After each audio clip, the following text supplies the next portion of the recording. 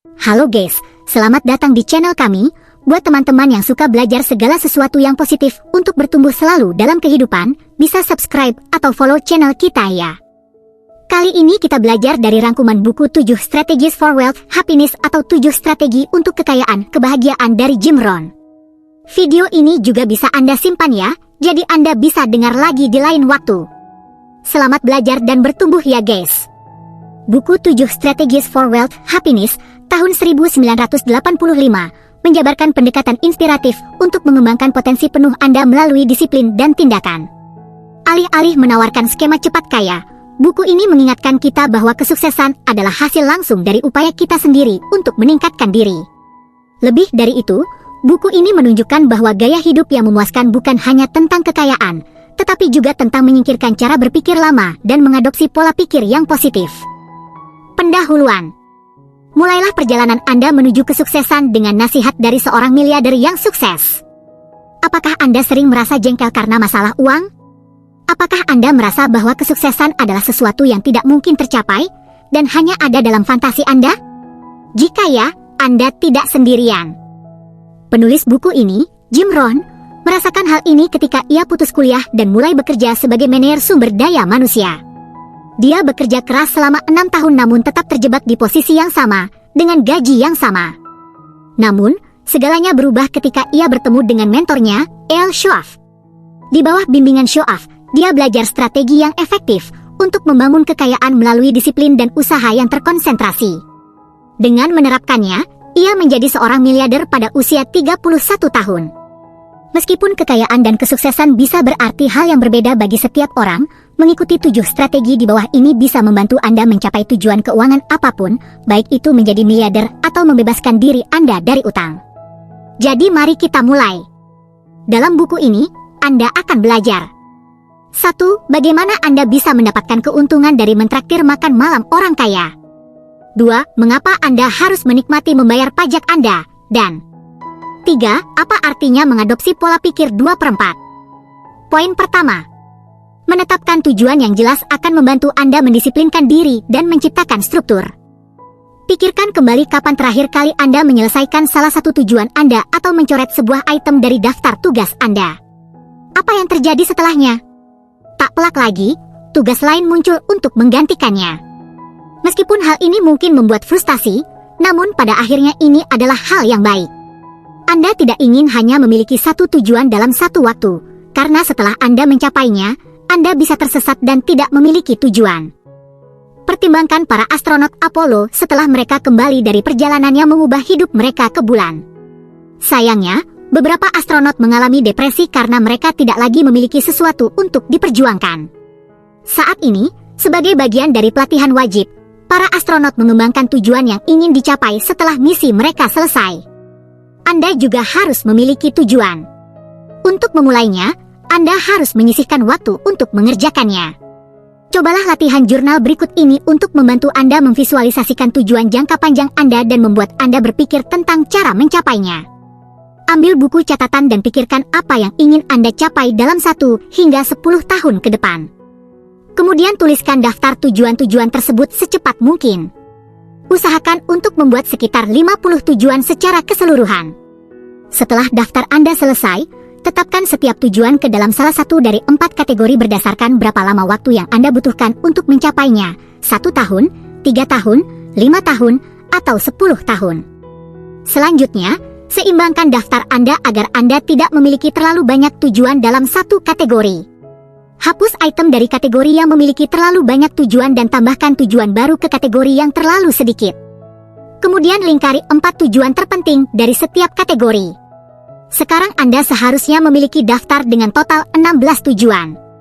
Terakhir, tulislah satu paragraf tentang setiap sasaran. Pada paruh pertama setiap paragraf, jelaskan dengan tepat apa tujuannya. Misalnya, jika itu adalah produk yang ingin Anda beli, tuliskan model, warna, harga, dan detail penting lainnya. Kemudian, di paruh kedua paragraf, tuliskan mengapa Anda ingin mencapai setiap tujuan tersebut. Jika Anda tidak dapat memikirkan alasan yang cukup kuat, mungkin saja tujuan khusus ini tidak sepadan dengan waktu Anda. Dalam hal ini, pertimbangkan untuk menggantinya dengan tujuan lain. Setelah Anda menyempurnakan daftar Anda akan dapat merujuk kembali ke daftar tersebut untuk memeriksa kemajuan Anda dan meninjau tujuan mana yang masih penting bagi Anda dan mana yang tidak. Poin kedua, belajar mandiri adalah kunci menuju kekayaan dan pengembangan diri. Di sebagian besar bidang, orang tidak akan mencapai kesuksesan tanpa belajar dan berlatih selama bertahun-tahun. Tidak ada orang yang akan mencoba melakukan operasi bypass 3 kali tanpa terlebih dahulu mempelajari jantung manusia selama bertahun-tahun. Jadi, bagaimana mungkin ada orang yang berharap untuk menjadi kaya dan sukses tanpa pernah mempelajari, katakanlah, manajemen keuangan atau cara menjalankan bisnis? Untungnya, Anda tidak perlu menghabiskan waktu dan uang di universitas untuk mempelajari cara meningkatkan kekayaan Anda. Sebaliknya, Anda dapat melakukannya melalui pembelajaran mandiri. Salah satu cara untuk memulainya adalah dengan mengambil pelajaran dari pengalaman hidup Anda sehari-hari. Untuk melakukan ini, sisihkan waktu untuk refleksi diri di penghujung hari. Cobalah untuk mengingat kembali setiap peristiwa penting yang terjadi sedetail mungkin. Secara khusus, cobalah untuk mengidentifikasi apapun yang Anda lakukan yang bekerja dengan baik atau buruk. Hal ini akan memberitahu Anda apa yang harus diulang dan apa yang harus dihindari di masa depan. Cara lain untuk menggunakan pembelajaran mandiri untuk mengidentifikasi strategi untuk sukses adalah dengan memanfaatkan pengetahuan dari buku, video, dan rekaman audio. Khususnya, carilah autobiografi orang-orang sukses dan buku-buku panduan, seperti buku klasik Think and Grow Rich karya Napoleon Hill. Saat Anda membaca nasihat orang-orang sukses, Anda pasti memiliki pertanyaan. Jadi, mengapa tidak mengajukan pertanyaan-pertanyaan itu kepada seseorang yang bisa memberikan jawaban yang baik? Temukan seseorang yang Anda anggap kaya dan sukses, dan undanglah mereka untuk makan malam. Ya, itu berarti Anda harus membayar tagihannya, yang bisa jadi mahal. Namun, biaya tersebut akan sepadan jika Anda menggunakan waktu Anda secara efektif, bertanya tentang strategi untuk meningkatkan penghasilan Anda. Semakin banyak waktu yang Anda habiskan di hadapan orang-orang sukses, semakin baiklah Anda. Jadi, cobalah menghadiri ceramah atau seminar untuk mengamati perilaku orang-orang yang Anda kagumi. Perhatikan gerak-gerik kecil, seperti cara seorang pebisnis berjabat tangan. Jika Anda bisa mengidentifikasi kebiasaan yang dimiliki orang-orang sukses, Anda bisa menerapkannya dalam kehidupan Anda sendiri. Apapun metode yang Anda pilih untuk mengumpulkan kebijaksanaan, ada baiknya Anda menginvestasikan waktu dan uang untuk belajar. Sisihkan setidaknya 30 menit sehari untuk belajar, dan sebagian dari penghasilan Anda setiap bulan. Mengapa? Karena Anda perlu menginvestasikan pengetahuan yang Anda kumpulkan untuk membentuk masa depan Anda, dan akhirnya akan merubah hidup Anda secara luar biasa. Poin ketiga, hilangkan hambatan untuk pengembangan pribadi Anda dan tingkatkan nilai Anda. Berapa kali Anda berpikir, tidak mungkin saya bisa tepat waktu, memang begitulah saya. Atau, saya tidak bisa menahan diri karena saya orang yang berantakan. Meskipun pernyataan seperti ini umum, pernyataan ini merusak harga diri kita dan membuat kita merasa bahwa kita tidak mampu mengatasi kecenderungan alami kita. Namun pada kenyataannya, diri Anda adalah salah satu dari sedikit hal yang dapat Anda ubah. Dan dengan memperbaiki diri Anda meningkatkan nilai Anda sebagai karyawan, pebisnis, teman atau pasangan. Sayangnya, banyak orang mencari cara untuk memperbaiki keadaan mereka sambil menghindari tugas untuk memperbaiki diri mereka sendiri. Misalnya, untuk mendapatkan kenaikan gaji, Anda mungkin bernegosiasi dengan atasan Anda atau bahkan mogok kerja. Namun pada akhirnya, cara-cara ini hanya akan membawa Anda sejauh ini, dan Anda akan segera menginginkan kenaikan gaji lagi. Bagaimana jika sebaliknya, Anda meningkatkan nilai Anda kepada perusahaan melalui produktivitas yang lebih tinggi, kinerja yang lebih baik, dan keterampilan baru? Ini akan membuat atasan Anda ingin menaikkan gaji Anda. Lebih baik lagi, keterampilan yang akan Anda dapatkan dalam prosesnya mungkin akan sangat berharga di luar pekerjaan Anda saat ini. Untuk memulai meningkatkan nilai Anda, pertama-tama Anda harus berusaha menghilangkan hambatan dalam pengembangan diri Anda. Salah satu hambatan yang paling berbahaya adalah penundaan. Bagaimanapun juga, pengembangan diri adalah tentang menetapkan dan mencapai tujuan untuk diri Anda sendiri. Namun kebiasaan menunda adalah aspek tersulit dalam mencapai tujuan tersebut. Dan karena tugas-tugas yang Anda tunda-tunda akan menumpuk, tidak butuh waktu lama untuk akhirnya tertinggal dari rencana Anda. Dua hambatan lain untuk mengembangkan diri adalah menyalahkan orang lain dan mencari-cari alasan. Ketika terjadi kesalahan, Jauh lebih mudah untuk menuding orang lain daripada menerima bahwa masalahnya ada pada diri Anda sendiri. Namun, ketika Anda melakukan hal ini, Anda menghalangi peningkatan diri Anda sendiri. Lagi pula, jika kegagalan yang Anda alami bukanlah kesalahan Anda tidak memiliki alasan untuk bertanggung jawab dan memastikan hal itu tidak terjadi lagi.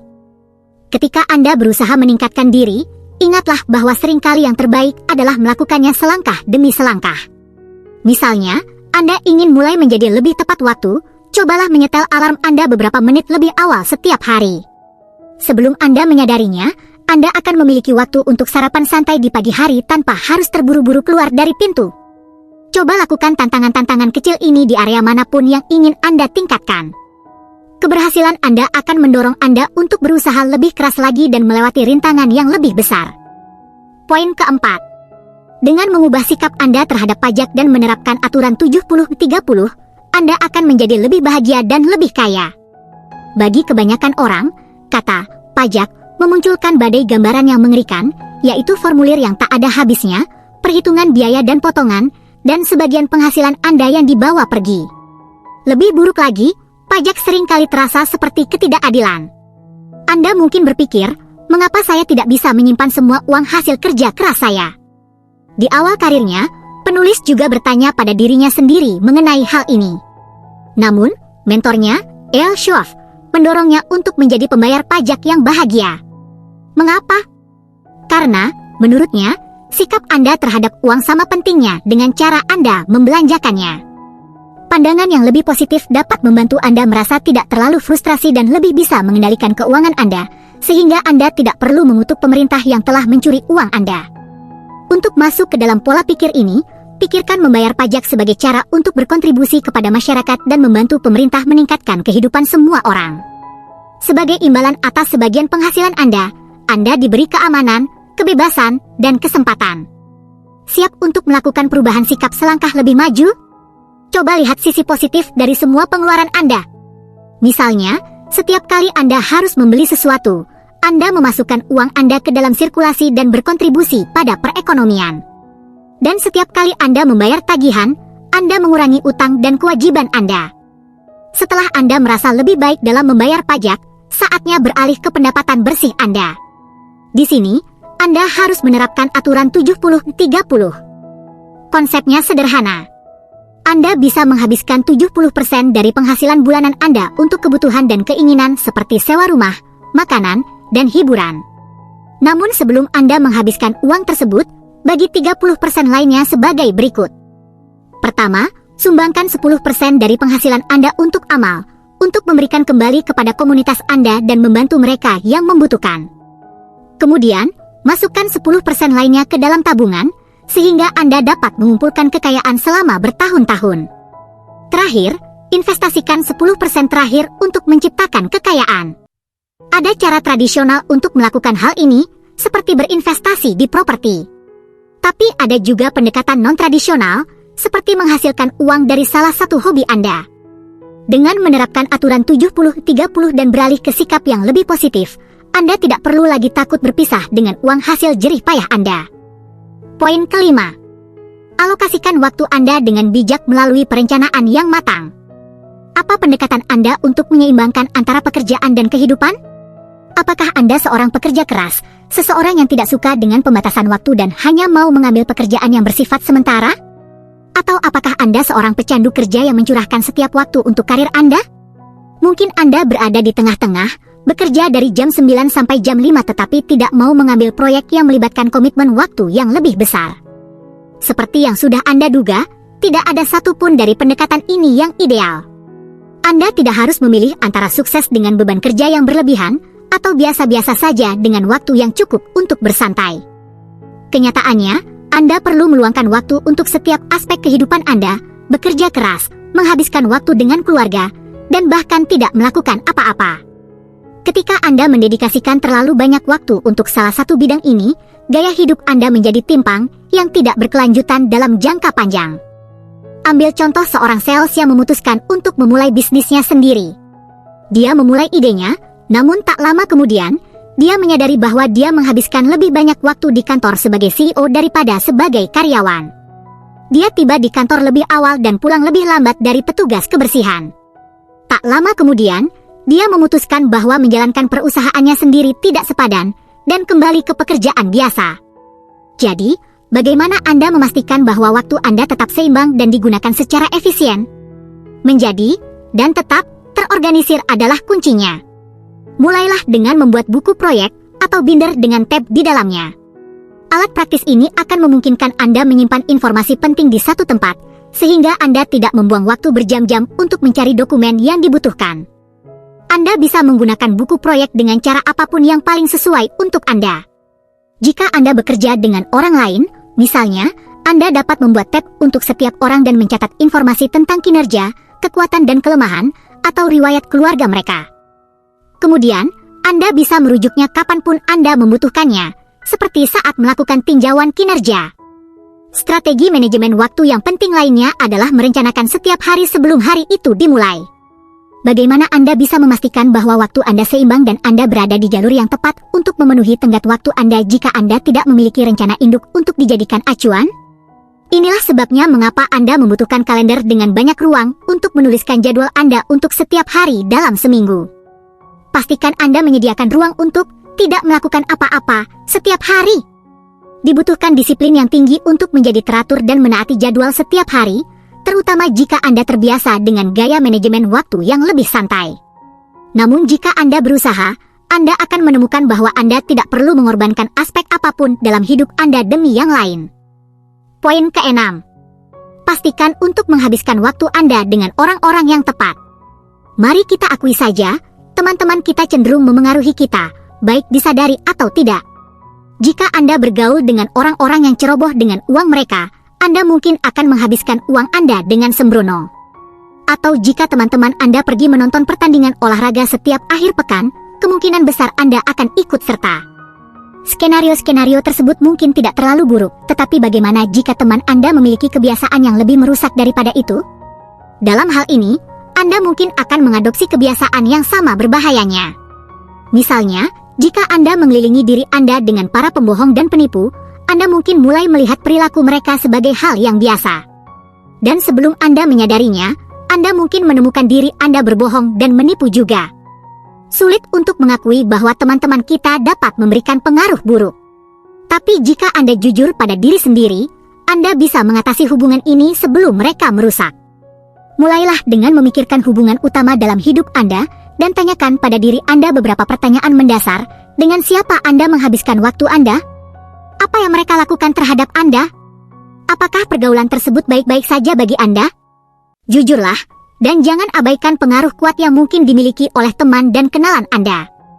Jika Anda telah menjawab pertanyaan-pertanyaan ini dan mengidentifikasi beberapa hubungan yang kurang baik dalam hidup Anda harus membuat beberapa pilihan sulit tentang bagaimana cara melanjutkannya. Jika Anda berurusan dengan orang yang merusak, salah satu pilihannya adalah memutuskan hubungan dengan mereka. Atau, jika itu tidak mungkin, cobalah pergaulan yang terbatas, yaitu habiskan sesedikit mungkin waktu dengan mereka. Saat Anda melakukan itu, Anda juga harus memastikan bahwa Anda tidak menghabiskan waktu yang berlebihan untuk hubungan kasual yang tidak memberikan kontribusi apapun yang berharga dalam hidup Anda. Meskipun Anda mungkin menikmati menghabiskan beberapa malam dalam seminggu di bar bersama teman-teman Anda, kebiasaan ini menggerogoti waktu Anda. Setelah Anda memusnahkan hubungan negatif dari hidup Anda, langkah selanjutnya adalah memanfaatkan hubungan positif. Di sini, Anda ingin memiliki pergaulan yang lebih luas.